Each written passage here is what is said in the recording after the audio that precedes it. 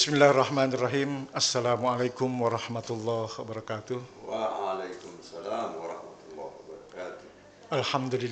Alhamdulillahirabbil alamin. Wassalatu wassalamu ala asyrafil anbiya wal mursalin.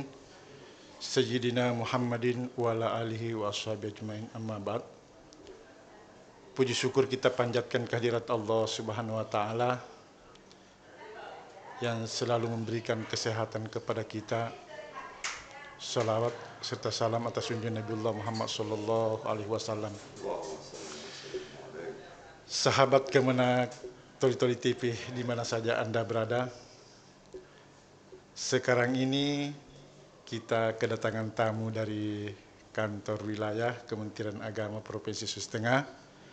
Beliau ini saya sebut namanya Haji Sofyan Arsyad, SPDI MSI. Jabatan beliau Penyuluh Agama Ahli Muda, Subkoordinator Penais dan Sistem Informasi pada kantor wilayah Kementerian Agama Provinsi Sulawesi Tengah. Dan juga beliau ini Satgas Pelayanan Jaminan Produk Halal. Assalamualaikum Ustaz. Waalaikumsalam warahmatullahi wabarakatuh. Sehat alhamdulillah. Alhamdulillah sehat. Sekarang ini topik yang kita bahas tentang produk halal. Ya. Kita tahu bersama bahwa berkenaan dengan tentang produk halal ini sangat penting di hadapan masyarakat. Sangat penting Pak di masyarakat. Oleh karena itu perlu atau sangat penting ada label-label pada makanan itu tentang halal atau haramnya makanan ini. Sehingga kita harus tahu seberapa pentingnya sebenarnya produk label halal ini, Ustaz. Ya, baik. Terima kasih. Saya berbahagia bisa hadir di studio TV ini. Alhamdulillah. Dan memang kita senang karena produk halal ini harus terus disosialisasikan. Kenapa? Pertama begini, Indonesia ini adalah penduduk muslim terbesar di dunia, juara dunia kalau data terakhir itu 231 juta lebih penduduk muslim Indonesia, yang kalau di persentase itu 86,7%. Sebagai umat mayoritas selama ini kita belum produk halal dalam hal ini, sertifikat halal itu belum menjadi prioritas utama selama ini. Nah, ketika nanti ini, makanya nanti saya jelaskan kenapa nanti 2 tahun terakhir ini baru orang bicara label halal. Kita kembali flashback sejarah bahwa seharusnya sebagai penduduk muslim terbesar di dunia, Indonesia ini harus konsen mengurus negara. Cuma kita malah kalah sama negara-negara yang non-muslim. Kalau Singapura itu lebih duluan dia memperlakukan seperti itu. Dan ada anggapan kita sertifikat halal itu cuma milik orang Islam. Padahal sertifikat halal itu justru di luar negeri itu mereka sudah punya label halal semua. Negara Jepang, Korea, New Zealand, Amerika, semua. Kalau saya bisa tampilkan slide, itu semua negara. Karena halal ini sudah menjadi kebutuhan dunia, apalagi dalam pasar global sekarang ini. Sudah lifestyle orang bilang. Kita kalau berkunjung ke luar negeri atau ke daerah minoritas muslim, pasti kita untuk aman mencari produk yang ada label halal. Cuma di masyarakat kita merasa cukup kalau ada label halal yang ditulis halal tulisan Arab. Padahal itu belum lagi atau ditulis 100% halal. Di kios-kios kita dapat itu. Padahal siapa yang merekomendasi itu? Itu kan dia sendiri yang punya. Nah, kita sebagai konsumen muslim itu terlalu berbaik hati, berprasangka baik. Kalau saya dapat Pak Darwis yang jualan pakai songkok haji, oh sudah pasti halal. Ada dapat ibu-ibu pakai pakaiannya busana muslim apa juga. Padahal tidak seperti itu, karena halal itu sertifikat halal itu prosesnya panjang, harus melalui proses pengujian sampai terakhir di sidang komisi fatwa baru bisa ditetapkan bahwa ini halal atau tidak. Tetapi kita selama ini merasa aman kalau sudah ditulis halal. Lah itu siapa saja bisa bikin. Lah orang kalau dia tulis juga halal kita tidak tahu. Ya. Iya. Karena kalau label halal itu punya nomor dan bisa dicek langsung. Kalau dia sekarang itu ada barcode-nya, begitu di center, ditahu siapa pemiliknya. Kalau dia resmi, kalau dia melakukan pemalsuan ketahuan. Kalau label halal resmi. Dan halal itu orang selama ini kira halal itu kalau bahasa prinsipnya adalah ilmu telusur, ditelusuri dari hulu sampai hilir. Bagaimana proses dari penyiapan bahan baku, pembelian sampai pengolahan, sampai penyimpanan, sampai dia itu seluruh rangkaian itu harus dijamin dia dalam proses halal. Misalnya saya kasih contoh yang sederhana, misalnya dia jual abon, apalagi kalau abon daging, abon ikan. Kalau abon ikan dia tidak terlalu dalam halal itu resikonya rendah karena ikan. Lah kalau sudah ayam sama daging itu ada resikonya karena proses penyembelihannya, proses pas. Saya kasih contoh misalnya ayam. Ini yang saya sering abon ayam misalnya, atau yang jualan ayam di rumah makan. Dia kan tidak tahu ayamnya dari mana. Kalau di produk halal itu ditelusuri, Anda beli ayam dari mana? Oh dari Pak Darwis misalnya. Pak Darwis itu ditanya sama auditor halal itu. Pak Darwis ini sudah pernah ikut pelatihan juru sembelih halal? Oh belum. Nah, kalau belum, oke. Atau sudah ada sertifikat halal? Karena rumah potong unggas itu harus memiliki sertifikat halal sebenarnya.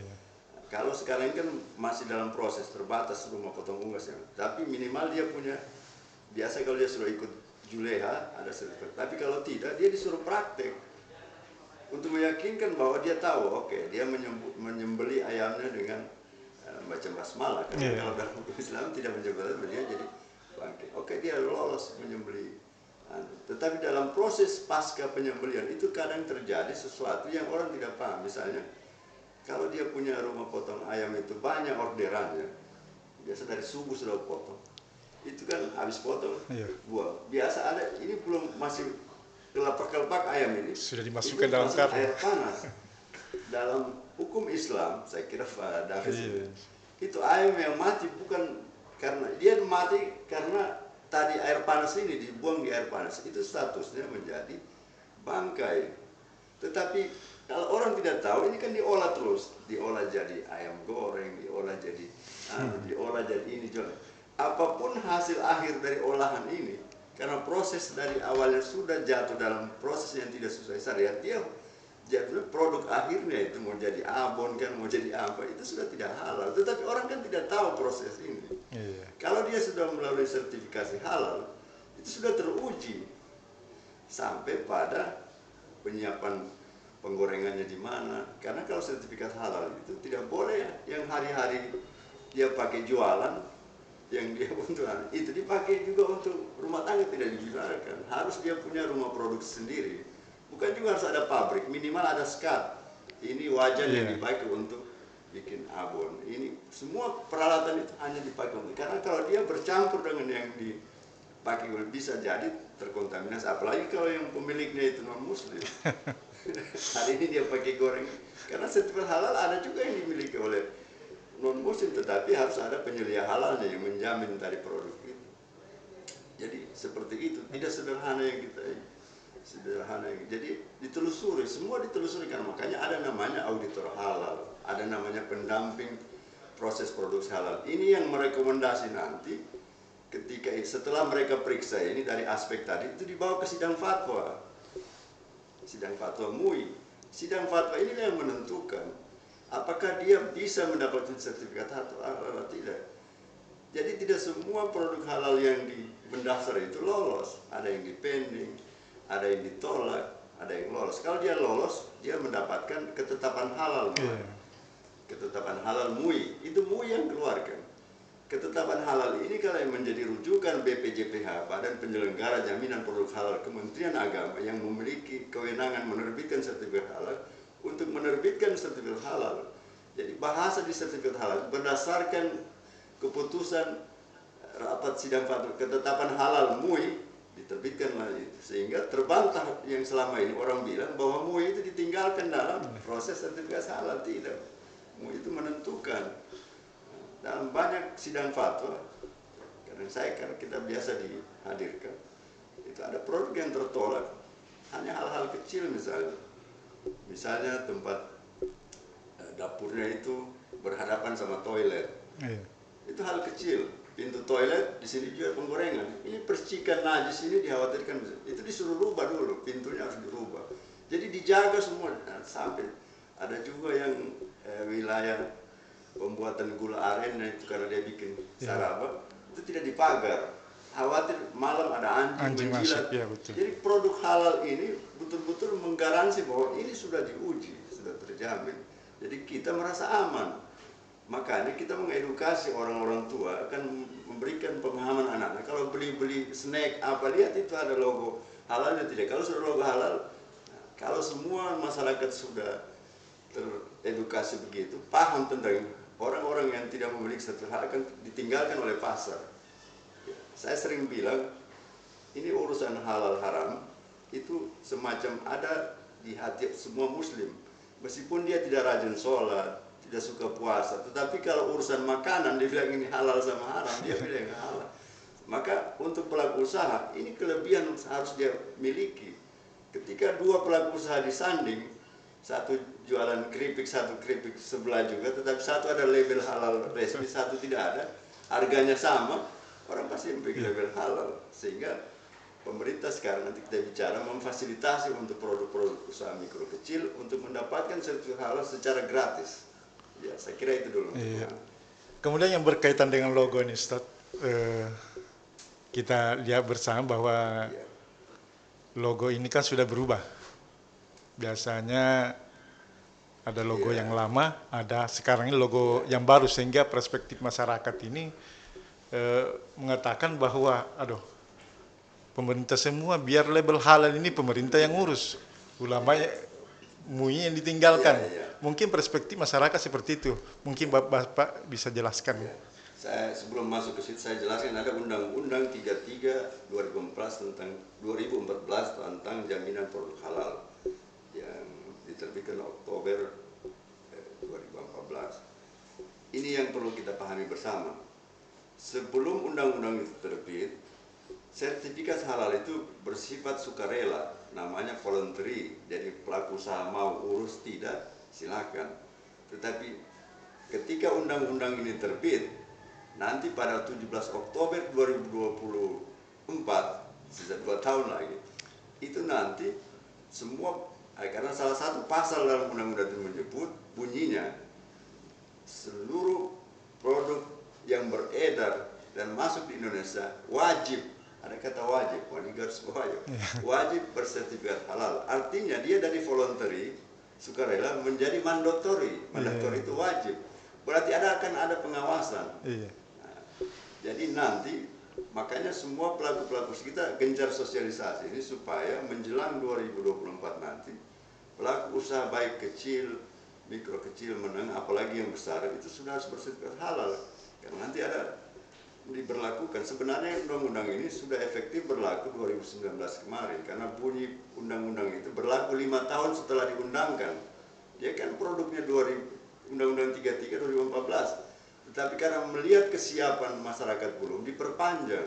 Jadi pemerintah ini diperpanjang lagi 5 tahun menjadi 2024. Tetapi pemerintah tidak tinggal diam, karena kasihan pelaku usaha mikro kecil ini yang jelas baru bangkit, usahaan modalnya kecil. Kalau harus disuruh mengurus secara mandiri, kalau mandiri itu lumayanlah biayanya karena berbayar. Sehingga ada program pemerintah namanya program Sehati, sertifikat halal gratis, dan ini sudah berjalan sejak 2020 lalu. Sehati yang dalam bentuk lain adalah self declare pernyataan halal. Sekarang ini program Sehati self declare itu masih terbuka kuotanya untuk gratis tadi. Itu kemarin di launching itu 324. Yang pertama 25.000. Itu sudah selesai. 25.000 dibiayai oleh Kementerian Agama. BPJPH itu menyiapkan uang 7,5 miliar untuk membayar sertifikat, menggratiskan itu. Karena ada yang bekerja tetapi dibayar, tapi bukan pelaku usaha yang membayar. Nah, dibayar oleh dana anggaran Kementerian Agama lewat BPJPH untuk 25.000. Itu sudah terbit sertifikatnya. Setelah itu dibuka lagi bulan lalu 324.000 sertifikat gratis. Nanti bisa, kalau yang bisa pelaku usaha atau teman-teman yang bisa dicek di website BPJPH tinggal berapa itu kuota, karena tiap hari disajikan. Saya cek berapa hari lalu masih 300-an ribu.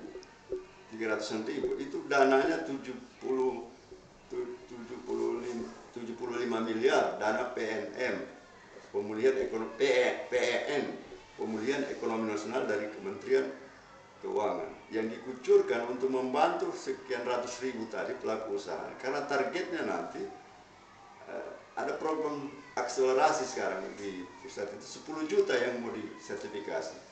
Sulawesi Tengah ini diprediksi sekitar 50.000 yang akan dibantu melalui jalur tadi halal gratis. Oh, karena sering kita juga kedatangan di sini. Masuk ke logo tadi, itu baru tadi programan kan. Ada pertanyaan tadi tentang logo.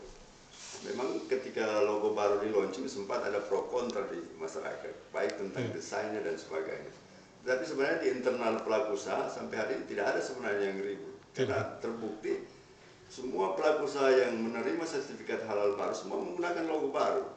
Tetapi bukan berarti logo lama tidak berlaku, karena diberi kesempatan 5 tahun ke depan masih boleh menggunakan logo lama. Pertimbangannya begini, kasihan misalnya Pak Darwis sudah mencetak logo 10.000 misalnya, masa tiba-tiba harus disuruh ganti dengan logo baru, sehingga sampai habis logo lamanya dia baru mencetak depan sudah menggunakan logo baru, sehingga nanti 2000 sekian itu semua lagi sudah menggunakan logo baru. Jadi kalau di masyarakat kita masih dapati logo lama, itu memang masih dibolehkan karena dia masih memiliki. Kalau sertifikat halal yang baru terbit, mereka sudah menggunakan logo baru. Saya kira logo baru itu kalau orang tidak paham, ya tadi seperti saya jelaskan awal, seakan-akan itu bukan. Padahal MUI itu aktor utama. Jadi dalam sertifikat halal ini tiga yang berperan. Pertama itu BPJPH, Kementerian Agama, tempat mendaftarnya. Kemudian ada namanya LPH, Lembaga Pemeriksa Halal.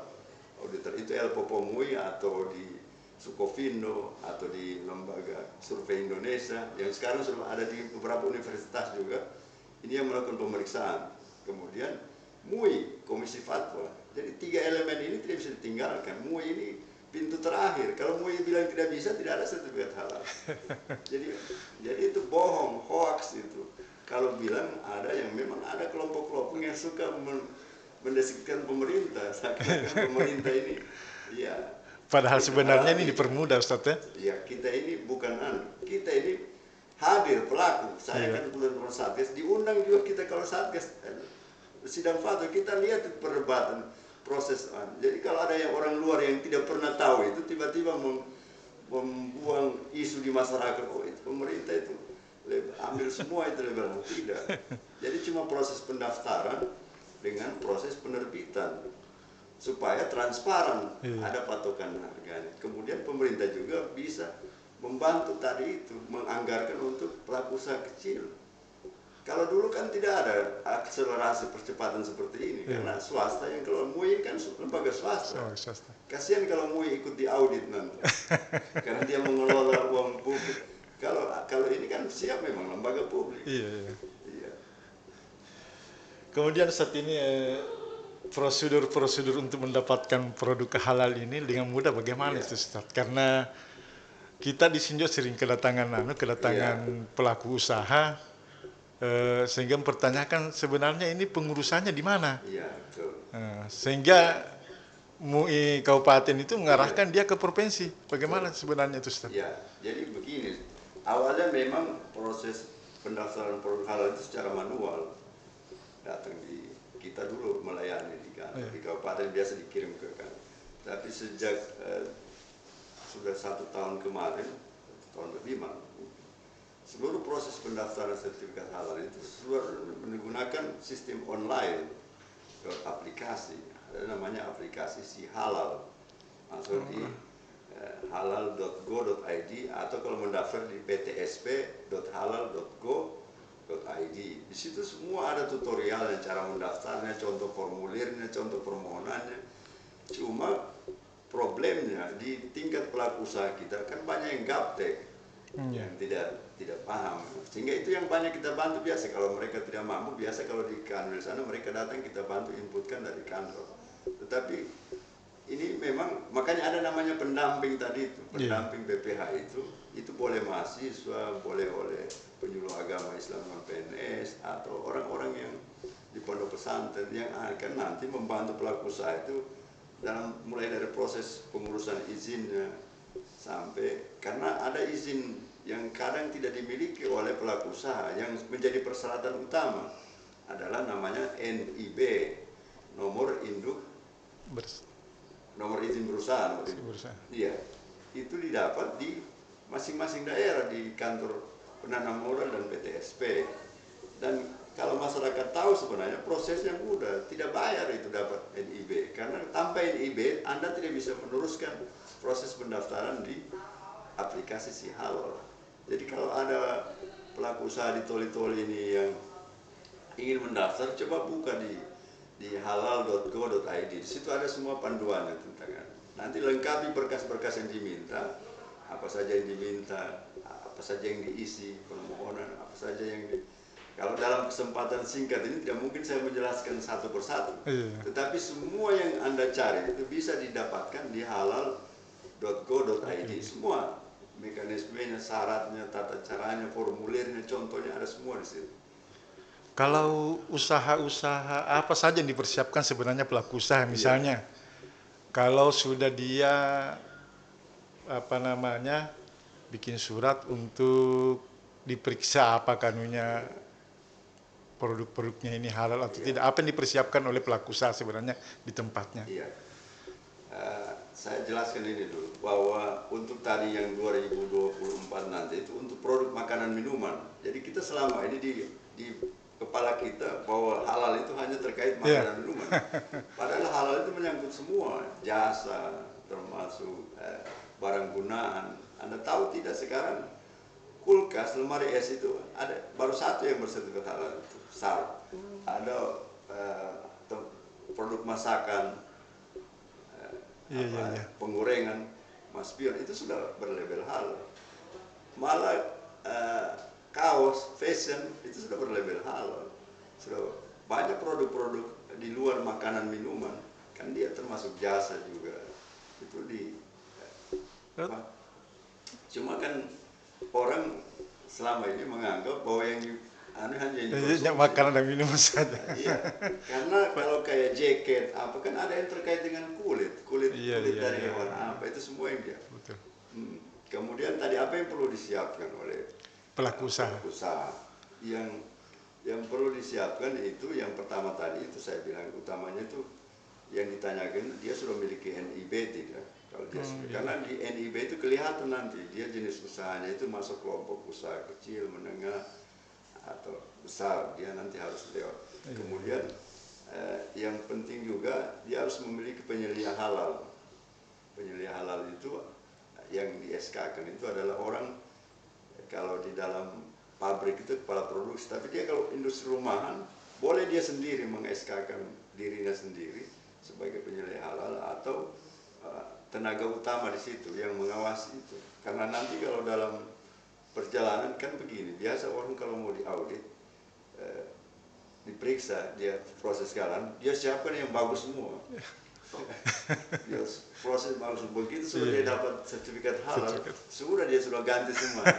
Ini yang bertanggung jawab tadi itu yang diangkat sebagai penyelia, yang menggaransi. Makanya kalau non muslim dia harus ada penyelia halal itu yang muslim, tidak boleh yang muslim yang mengawasi produk tadi itu. Tidak boleh di apa yang ini tidak boleh diganti. Jadi mulai dari proses penyiapan bahan baku itu harus ditulis semua, dan seluruh yang terkait dengan produk itu harus sudah berlabel halal. Saya kasih contoh misalnya produk bawang goreng. Saya sering bilang bawang goreng kan sederhana. Iya, iya, iya. Bahan bakunya apa itu ditulis nanti. Nanti ada dia punya form matriks. Kalau Pak Darwis sebagai pelaku usaha tulis bahan baku utamanya apa? Bawang. Bawang ini kan bahan baku alami, nabati, tidak perlu dicari mana sertifikat bawang, karena bawang yang dari kebun tidak perlu didapat dari. Kalau bawang tidak perlu dia, karena bawang ini bawang yang. Iya, iya.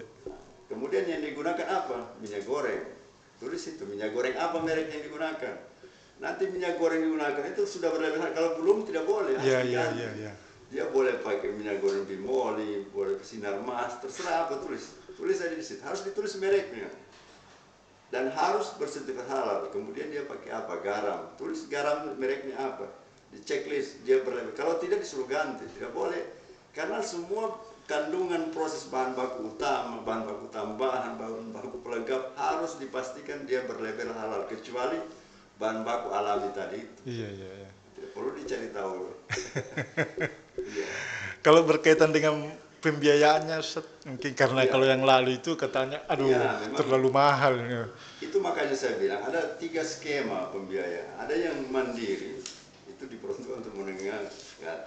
Kalau pelaku usaha yang masih baru, yang mikro kecil, itu gunakan tadi itu jalur self declare program sehati. Memang ini yang masih menjadi kendala kadang, karena begini, auditor halal itu posisi domisilinya itu di ibu kota provinsi, sehingga ketika dia tur, karena sertifikat halal harus dikunjungi. Iya, iya. Sementara kos anggaran yang kalau sesuai invoice itu sebenarnya dibayar hanya 650.000. 650.000, 350 untuk lembaga pemeriksaannya, 300.000 itu dibagi termasuk untuk sidang fatwa dan untuk pemeriksaan administrasi dan sebagainya. Iya, iya. Tetapi kalau dengan uang itu mana bisa ini auditor halal ke Banggai Laut misalnya. Iya, iya. Dia harus menginap di sana, siapa yang mau biayai dia di sana. Kemudian karena mandiri, dia harus dibebankan pada.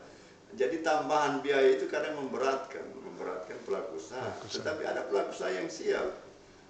Makanya kalau dia mendaftarnya berkelompok, misalnya ada 10 orang mendaftar sekali, jadi pelaku auditornya datang sekalian difasilitasi. Kalau datang satu-satu kasihan. Cuma datang kunjungi pada harus punya berapa dia punya sewa mobil, apalagi dengan BBM naik, Betul, ya. dia harus menginap di sana. Kan itu tidak menjadi ini karena tidak ada cost anunya. Beda dengan kalau pendamping PPH itu diupayakan pendamping itu domisilinya di Toli-Toli, jadi dia perlu ada biaya yang tambahan. Dia orang di situ memang dia. Nah, ini yang sementara dalam pembenahan. Kita MUI provinsi dalam waktu dekat akan melakukan pelatihan auditor halal dan akan merekrut itu auditor dari semua kabupaten minimal 2 orang. Jadi kalau dia sudah punya auditor Toli-Toli 2, di Luhuk 3, di semua kabupaten, jadi ketika ada yang Toli-Toli mendaftar tidak perlu orang Palu yang ke sana. Cukup orang Toli, dan itu biaya bisa ditekan. Kita berdoa saja, dan memang ini karena proses ini baru masih banyak kendala ke depan. Tetapi ke depan kalau semua auditor itu stay sudah dimiliki semua kabupaten, saya yakin keluhan itu tidak ada lagi. Baik utamanya yang mandiri ini memang agak berat. Tetapi kalau untuk pelaku usaha yang besar, uang sekitar 5-6 juta itu, karena sekali bayar produk halal, sertifikat halal ini masa berlakunya 4 tahun. Kalau kita cost itu 5 juta misalnya bagi 4 tahun, cuma berapa per bulan dibanding kita bayar yang lain. Untuk 4 tahun berlaku. Kalau sebelumnya waktu zamannya masih MUI hanya 2 tahun. Sekarang 4 tahun. Jadi kalau dia bayar sampai 5-6 juta kalau untuk, tetapi kalau untuk pelaku usaha kecil memang agak berat. Makanya kita dorong untuk cari informasi sertifikat halal gratis itu. Cari, karena di dalam aplikasi itu ketahuan di Toli-Toli siapa pendampingnya. Nanti bisa berhubungan. Apalagi kalau ada keluarganya yang bisa terampil menginput, suruh bantu saja. Atau kalau orang Kementerian Agama bisa membantu menginputkan itu. Iya. Kalau mereka tidak punya fasilitas. Saya kira itu memang produk halal ini sesuatu yang kita niatkan, itu perintah agama. Iya, perintah agama. Jadi kalau kita niatkan juga ibarat, jadi seorang pelaku usaha harusnya menanamkan itu bahwa kalau kita melaksanakan itu juga kita beribadah. Ya kalau kita mengikuti karena ini perintah agama. Dan konsep sertifikat halal itu halalan thayyibah. Saya kira kita bisa kutip ayat Al-Baqarah 168, halalan thayyibah. Makan jangan ikuti. Jadi di teks Quran itu selalu berdampingan halalan thayyibah. Apa maksudnya itu? Halalan thayyibah itu, kalau halal itu aspek kesehatannya, gizinya. Thayyibahnya itu. Jadi halal itu sudah pasti ada thayyibnya. Kalau thayyib itu belum tentu ada halal. Iya, betul. Karena itu dalam sertifikat halal ada biasa dilengkapi dengan izin PIRT, pangan yang diuji oleh Dinas Kesehatan. Jadi dalam produk halal itu, sertifikat halal itu, yang diuji aspek higienitasnya duluan diuji. Makanya itu yang uji itu auditor tadi itu. Yang jadi auditor itu bukan ulama, bukan ustadz. Yang auditor itu sarjana pangan, itu menguji thayyibahnya tadi itu. Betul. Apakah dia sudah aman dikonsumsi, tidak mengandung bahan berbahaya, itu diuji semua. Begitu dia dapat thayyib, baru diuji di komisi fatwa, apakah dia baru halal. Jadi lengkap. Kalau dia sertifikat halal, halalan thayyibah. Kalau dia baru dapat SNI, baru dapat PIRT, dia belum ada anunya, karena SNI, PIRT itu tidak menguji kehalalan. Sehebat apapun produk Anda, kalau belum ada label halal, belum lengkap. Kalau sudah label halal, pasti teruji. Sudah. Kemudian label halal itu gunanya apa?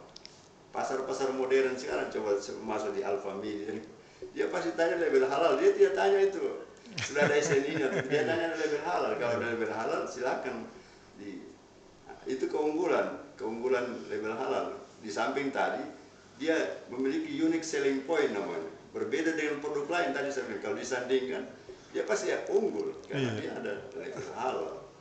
Jadi banyaklah kemanfaatan kalau pelaku usaha itu memiliki. Kemudian konsumennya juga merasa aman. Kita merasa aman. Anda kalau pergi di misalnya di Nusa Tenggara Timur, di Sulawesi Utara, pasti kita mencari produk halal, dan itu pasti menjadi. Dan dalam undang-undang itu diatur juga bahwa untuk produk-produk yang berbahan baku non halal, kan kalau dia daftar pasti dia tidak lolos. Kan Indonesia ini kan beragam tidak boleh kita larang juga orang yang menjual sesuatu barang yang ada misalnya unsur yang diharamkan Islam, tidak boleh dilarang. Dia boleh menjual itu, tetapi harus mencantumkan label tidak halal. Kalau dulu cuma dipisahkan raknya. Jadi kalau kita masuk soal lain biasa, kayak saya pernah kunjungi beberapa soal lain, itu dipisahkan raknya, ditulis mengandung babi. Tetapi kan orang kadang terkecoh, tidak tahu istilah-istilah. Jadi dalam undang-undang dia lebih tegas, harus dia cantumkan label tidak halal. Jadi ada nanti label tidak halal. Bayangkan kalau Bapak punya produk ada label tidak halal beredar di kemudian kira-kira masih orang tertentu saja makan. Tetapi itu untuk bagian dari campur tangan negara menjamin bahwa jangan sampai orang salah ini. Ya, seperti itu. Saya kira. Alhamdulillah Ustaz. Waktu kita dibatasi waktu. Alhamdulillah sahabat TV dimanapun saja berada, tibalah kita pada closing statement. Mungkin ada pesan-pesan untuk pelaku usaha seperti itu. Saya berharap pelaku usaha rajin mencari informasi. Kita juga tetap men-share informasi supaya kita menjelang 2024 produk usaha kita insya Allah sudah berlabel halal. Karena program pemerintah ini yang sudah di launching 10 juta diharapkan bisa dicapai nanti untuk sertifikat halal gratis itu. Dan yakinlah bahwa kalau kita sudah memiliki sertifikat halal, insya Allah produk kita kemudian berkah, lebih ini dan berkah, dan kita sudah menjalankan apa yang diinstruksikan oleh agama. Jangan dengar-dengar lagi bilang, ya. Makanya tadi saya bilang, karena dia sudah proses pendaftarannya seperti itu, kita bisa mencari informasi. Saya kira di dunia digital ini kalau kita tidak paham bisa minta bantu orang. Coba lihat dulu di dalam itu sudah ada petunjuknya bagaimana cara daftarnya, bikin akun, sudah ada petunjuknya cara daftarnya. Dan di sekitar kita saya kira banyak orang-orang yang sudah gunakanlah bantuan orang sekitar atau bisa ke Kementerian Agama dekat yang bisa membantu kita untuk mendaftar. Yang penting kita ada niat, siapkan apa yang dilengkapi. Saya kira jalani prosesnya, jangan dulu bayangkan rumitnya, belum dijalani sudah dibayangkan. Padahal yang dilengkapi kan tidak juga. Kalau kita sudah miliki semua, tinggal tunggu saja prosesnya. Nah, tetapi yang penting kita ikuti. Nanti kalau ada pendamping halal itu biasa dia berikan saran atau auditor, oh ini harus dikasih begini. Jadi kalau kita tidak jalani, kita tidak tahu apa yang perlu diperbaiki. Tetapi kalau kita punya niat dulu, kita punya tekad bahwa kita akan menjalankan ini bagian dari ibadah ini, insya Allah usaha kita akan berhasil. Insya Allah. Alhamdulillah Ustaz, mudah-mudahan apa yang Ustaz sampaikan ini bisa menjadi pencerahan pada pelaku-pelaku usaha dengan produk-produk halal ini. Sekali lagi terima kasih dan saya doakan semoga selamat sampai tujuan, tiba di Palu bertemu dengan keluarga. Dan saya akhiri kalam. Assalamualaikum warahmatullahi wabarakatuh. Waalaikumsalam.